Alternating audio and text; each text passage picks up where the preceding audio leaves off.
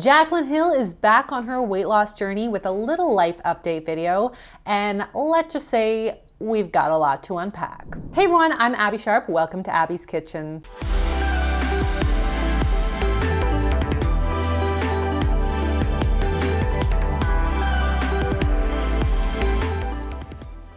And you can pause the screen or look at the description to check out my disclaimer, including a trigger warning to those with current or previous experiences with disordered eating. As always, please feel free to skip this video if it's not supportive to your journey. Also, a big reminder that I am not a therapist or a substance abuse expert, but I will be speaking from the perspective as a registered dietitian. And if you are not already subscribed here, hit that subscribe button and follow me over on TikTok and Instagram at Abby's Kitchen. Okay, so if you missed my most recent video on Jaclyn's wellness saga, you can check that out right here, where Jaclyn was really focusing on her mental health and also reducing her reliance on alcohol. But let's take a look at what Jaclyn's been up to and where she's currently at on her wellness journey today. I'm gonna be a bride in 9 months and I wanna look my absolute best.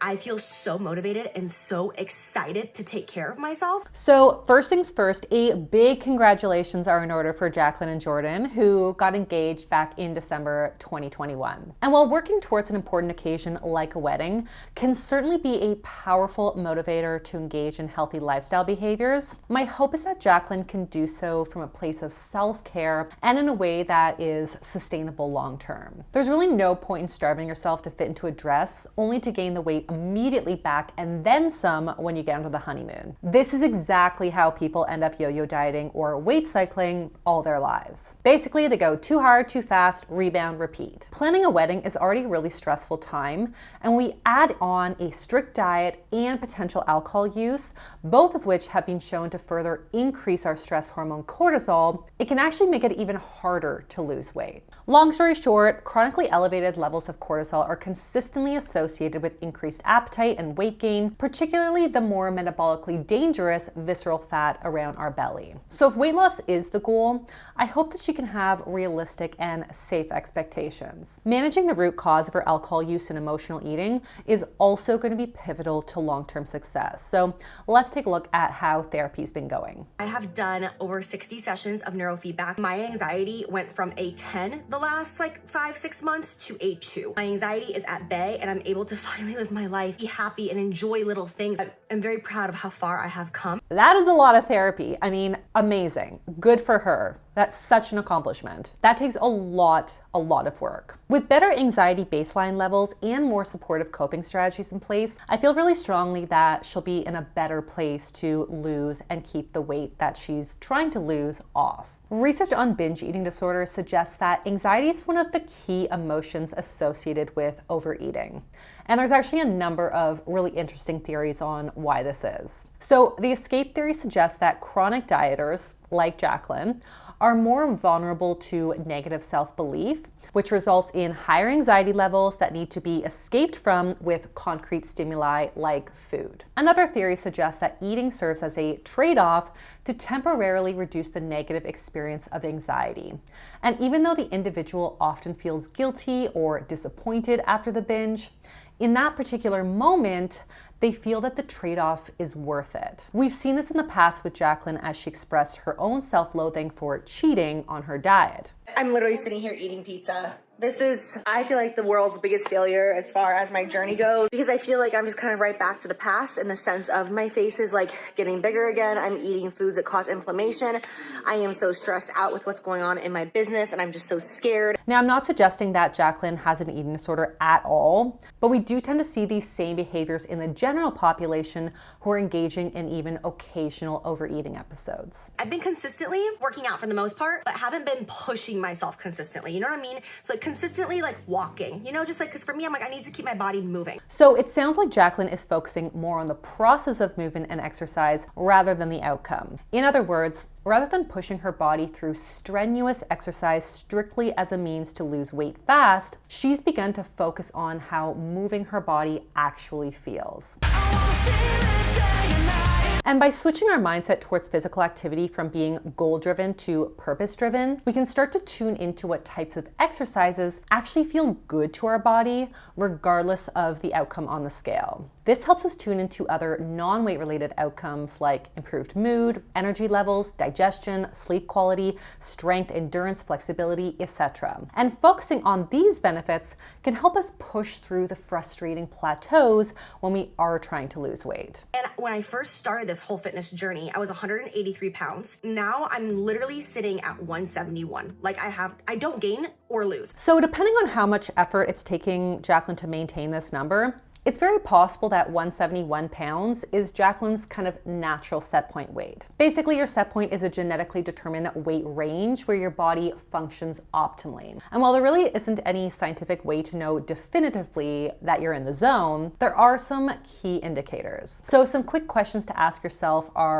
are you getting regular periods? Are you eating in response to your hunger and fullness cues? Are you able to go through your day not constantly thinking about food? Are you moving your body in ways that feel good rather than as punishment? Are you eating foods that you enjoy in amounts that actually feel good to your body? If you answered yes to all the above and your weight has basically stabilized, then this could be an indication that you're within your set point range. Whether or not you can change your set point range is definitely up for debate. However, there is a lot of evidence to suggest that dramatically changing your set point weight can be very difficult. And this is because when we push our bodies outside of its like 10 to 20 pound range that it prefers, our body throws in a bunch of compensatory mechanisms to remedy the problem. So our hunger hormone ghrelin increases, we subconsciously move less, we obsessively think about food, and we see shifts in our metabolic rate. This isn't our body failing us, it's actually just trying to keep us alive. My game plan is I have reached out to friends of mine that have successfully lost weight, built muscle, just looking fit, feeling great, and I've asked them what it is that they're doing, and I'm going to listen to them and myself and my body, and I know what works and what has worked for me in the past, and I'm gonna give it my all for the next 6 to 8 weeks. And if I don't see any differences in 6 to 8 weeks, then I'm going to then hire a nutritionist and a personal trainer. I mean, fine, no harm in hearing your friends out, but the experience of any singular person is not going to give us any insight into what may work for you. Take intermittent fasting, for example. We have evidence that some people will lose weight while other people will gain weight while trying to intermittently fast. So I would strongly suggest skipping the anecdotes and going straight to individualized professional support. My mindset, I look back at those videos and I kind of cringe because it's like, I know everyone has to go through the process, but I'm like, oh my God, girl, calm down. Like the fact that I was like fluctuating in weight so much and I wouldn't eat like one carb for like 6 or 7 days. And then I would go to my favorite restaurant and I would probably eat like 2,000 calories minimum of just carbs and fried food. That, my friends, is what we call the binge restrict cycle. And our girl Jaclyn has honestly been on that roller coaster for a really long time. Acknowledging this pattern is a really great first step. Making herself accountable to all of her fans might also help as well. But this is going to be an all hands on deck exercise. So again, getting a qualified professional on board would really be key. I'm gonna just eat clean. I'm not gonna eat late at night. I'm gonna snack minimally, only on healthy foods. And I'm gonna use my friend's advice. This feels like classic Jaclyn talk. One minute she says something that sounds like empowering and inspiring, and then over time it kind of slowly morphs into diet culture. It sounds to me like we're back in a restrictive mindset, which is ultimately the #1 predictor of a binge. As for her diet plans, first of all, clean eating is a farce, so yeah, please, can we stop moralizing food? #2, with the late night snacking, we do have some research to suggest that there are some metabolic benefits to front loading our calories earlier on in the day to align with our circadian rhythm, since our bodies are more insulin sensitive in the morning. But that's not generally why people who snack a lot late into the night are more likely to gain weight. It's more likely that we're just gonna choose chips over carrots at 10 p.m. when we're overtired, we're over hungry, or we're more likely to eat emotionally. But purposefully restricting foods at night on nights that we may be legitimately hungry is either a setup for a midnight binge or a really, really bad night's sleep. And poor sleep quality can also impact weight loss by increasing our hunger hormones and our appetite. Ditto with the snacking rule. Like, friends, let's get something straight.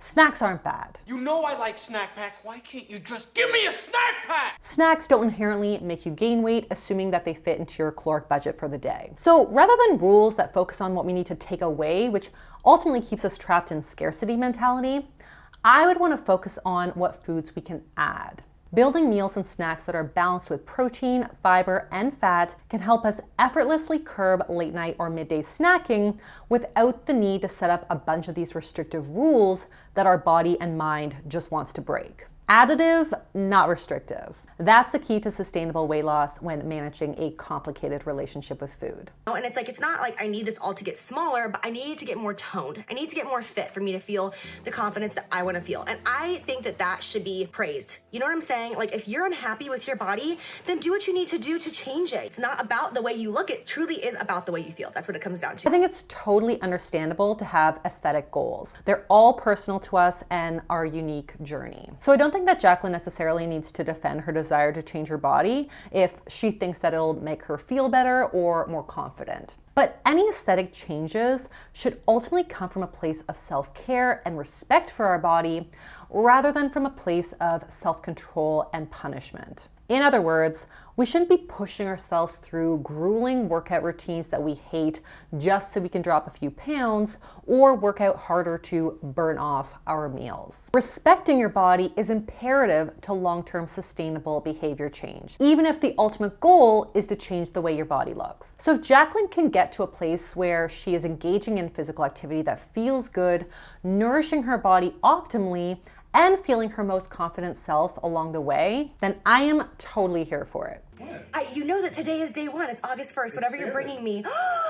He's bringing me salmon.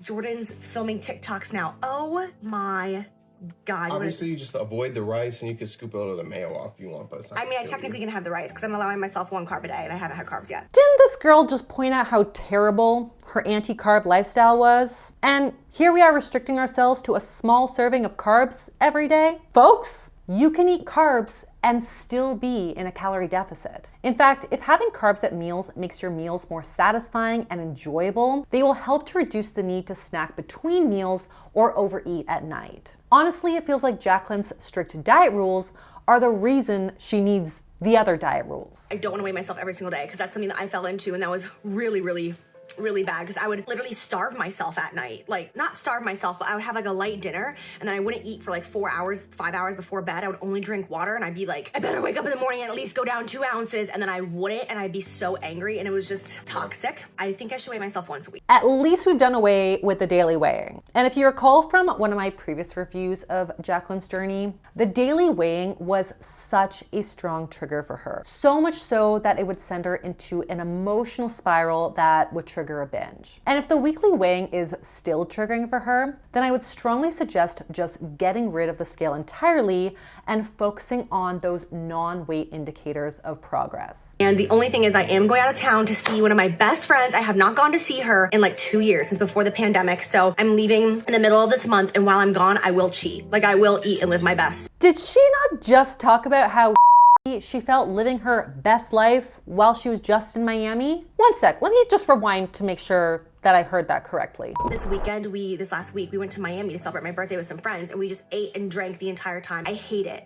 Like, I forget how bad it makes you feel when you just eat like a plate of fried food and just like, oh, the diarrhea, the stomach ache. Guys, I was so nauseous at one point in Miami. I was this close to throwing up. Yeah.